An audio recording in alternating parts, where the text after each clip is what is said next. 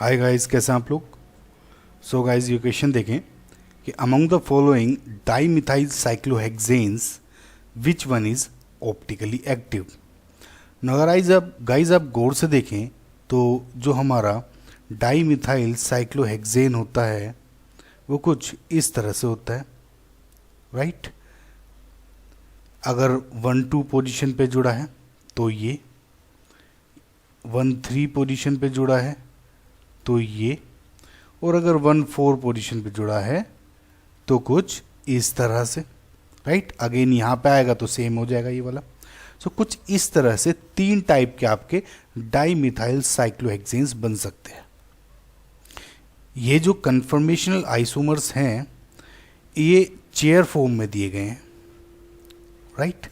We know कि जो ये साइक्लोहेक्सेन होता है वो 2 फॉर्म में मिलता है, एक तो ये बोट फॉर्म में और दूसरा चेयर फॉर्म में, कुछ इस तरह से। सो ये चेयर फॉर्म दी गई है। ओके, आई होप आपको अब तक समझ में आ रहा होगा।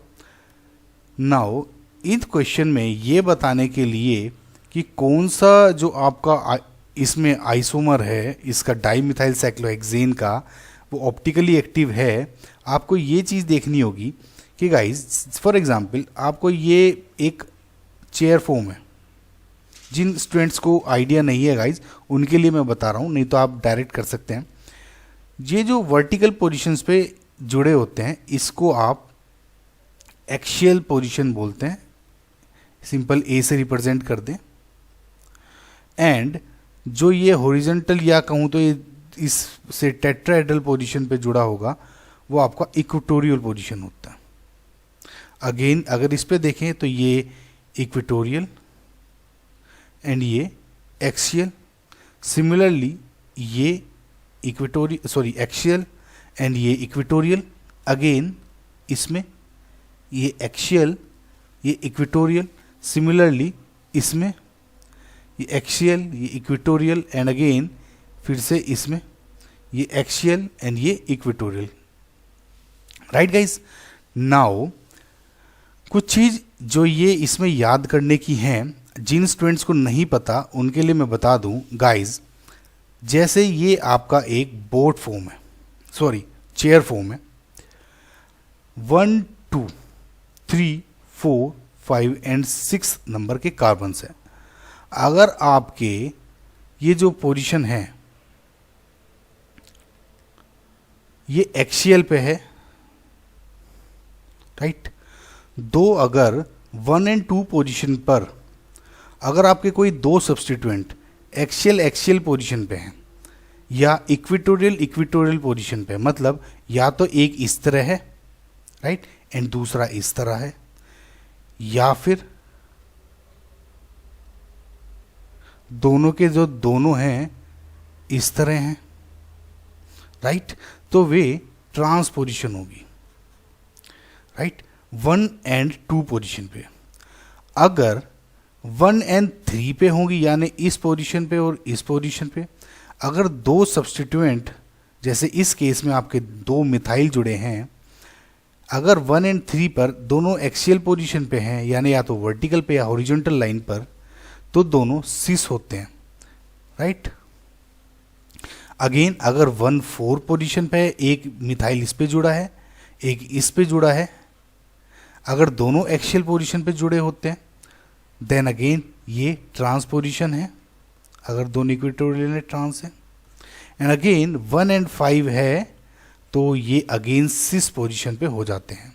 सिमिलरली 1 एंड 6 पे अगेन ट्रांस पोजीशन हो जाते हैं। ये उस केस में है गाइस जब दोनों में सेम की बात कर रहा हूँ, यानी अगर एक्सियल है तो ट्रांस होगा 1-2 पर, लेकिन अगर 1-2 पर एक्सियल और इक्वेटोरियल पोजीशन पे हो गया, मतलब एक तो हो गया आपका जैसे ये बनाया मैंने, एक तो हो गया आपका एक्सियल पोजीशन पे CH3, एक हो गया इस पे CH3 इक्वेटोरियल पोजीशन पे, देन ये क्या हो जाएगा सिस, राइट। सो अगर ये EA हो गया तो ये अगेन सिस होगा। अगेन ये 1-3 पे AA सिस है, राइट, तो अगर AE होगा तो ट्रांस हो जाएगा, राइट। आई होप आपको ये आइडिया हो रहा होगा। सो इसीलिए इस क्वेश्चन में अब आप यही चीज़ देखेंगे। अगर आप इसको ट्रिक से याद करना चाहें तो ये देखें कि बराबर वाले जो हैं 1-2 यानी इवन जो नंबर आ रहा है जिसमें वो ट्रांस हो जाते हैं अगर सेम है दोनों, यानी 1 2 पे, 1 4 पे एंड 1 6 पे, तो ये दोनों ट्रांस है, सेम है अगर, राइट। 1 3 और अगर ओड है तो 6 हो जाता है। आई होप आपको समझ में आ गया होगा गाइज। सो अगर आप इस क्वेश्चन को देखें और मैं इनका प्रॉपर जो स्ट्रक्चर बनाने की कोशिश करूं तो कुछ इस तरह से बनेगा, राइट। दो एक्सियल पोजीशन पे हैं, 1 2 यानी दोनों ट्रांस पोजीशन पे। फॉर एग्जांपल 1 पोजीशन ये मान लेता हूं ना, एक तो सपोज अबोव द प्लेन हो गया एंड एक अगेन दूसरा बिलो द प्लेन हो जाएगा, राइट गाइस। सिमिलरली अगर इसमें देखूं, एक इक्वेटोरियल पोजीशन है, एक एक्सियल पोजीशन है, 1 2 यानी बराबर वाले कार्बन्स पे हैं, यानी ये क्या हो जाएगा, 6 हो जाएगा। सो या तो दोनों अबोव द प्लेन होंगे, राइट, या दोनों बिलो द प्लेन होंगे, आप कुछ भी मान सकते हैं। इसमें भी क्या होगा, एक दोनों अगेन ये CH3 हो सकता है एंड दूसरा ही CH3 हो सकता है, दोनों बना रहा हूं मैं। अगेन अगर इस क्वेश्चन में देखें 1 2 एंड 3 पोजीशन ओड, यानी जो बराबर वाले कार्बन्स पे है अगर होता तो ये इस पे इक्वेटोरियल है, अगेन इक्वेटोरियल है, डिफरेंट है लेकिन ओड है, तो इसका मतलब 6 हो जाएगा, राइट गाइस। आई होप आपको समझ पा रहे होंगे आप।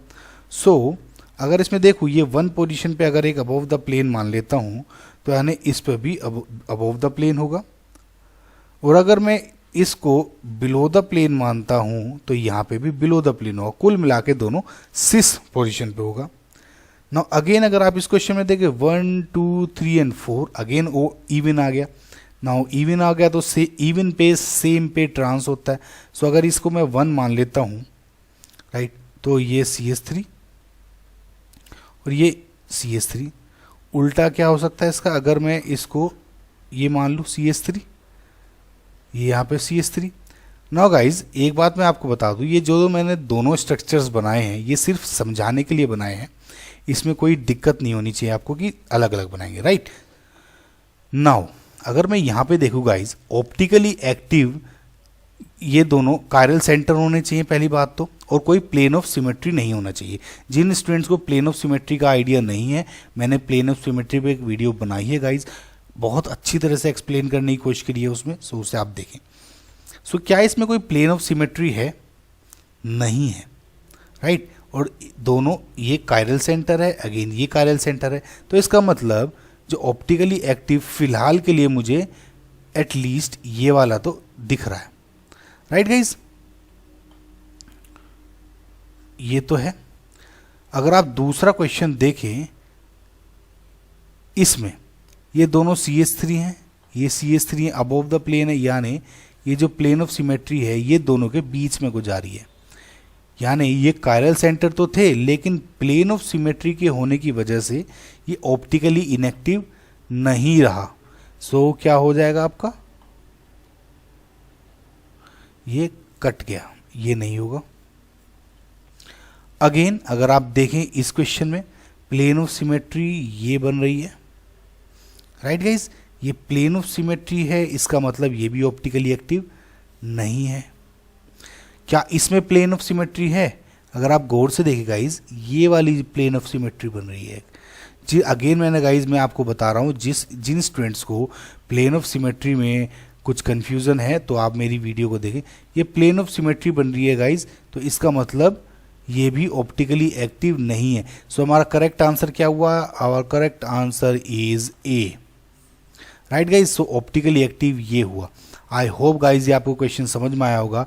बेसिकली इस क्वेश्चन में मेरा जो मकसद था आपको ये बताने का था कि जो चेयर फॉर्म है उसमें ये जो आपके आइसोमर्स होते हैं वो किस तरह से देखे जाते हैं, और एक्सियल इक्वेटोरियल पोजीशन पे हो तो किस तरह से देखे जाते हैं, राइट। ये so thank you for watching guys, like share and subscribe, bye.